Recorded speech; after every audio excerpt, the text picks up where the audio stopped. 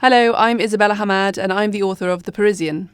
Midhat is a sensitive young man born in Nablus in Palestine at the end of the 19th century, which is the period of the Ottoman Empire. And so he goes to school in Constantinople, which is modern-day Istanbul, and his name, Midhat's actually a Turkish name. And we join him the novel starts with Midhat on his way to France. At the start of the First World War, he goes to study medicine in Montpellier in the south of France. And so the first part of the book follows Midhat falling in love with a woman in France and also with France in general. And he goes back to Palestine at the end of the war when the Ottoman Empire has been defeated and the British and the French have carved up the region and the Arabs are starting to fight for their independence. So this period in France is very formative for Midhat, and it casts a long shadow over the rest of the novel as we watch him contending with the demands of his inner life, which is very influenced by his time in France, and the demands of his family and community at this period of rupture and change.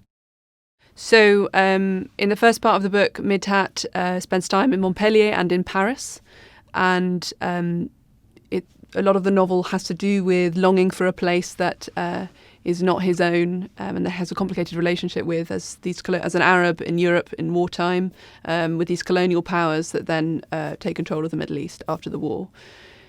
Most of the novel does take place in Nablus in Palestine, which is now in modern-day northern West Bank. And Nablus is a very ancient city. It's one of the oldest continuously inhabited cities in the world. And it's always been this place of political agitation and organisation and resistance against whatever occupying powers ruling them at the time, whether the Ottomans, the British, or modern-day Israel. And then, we also go to Cairo, we go to Bethlehem, we go to Jerusalem. The novel travels around a bit. In 2017, we had the 100-year anniversary of the Balfour Declaration, which was when Lord Balfour committed the British government to facilitate the establishment of a Jewish national home in Palestine.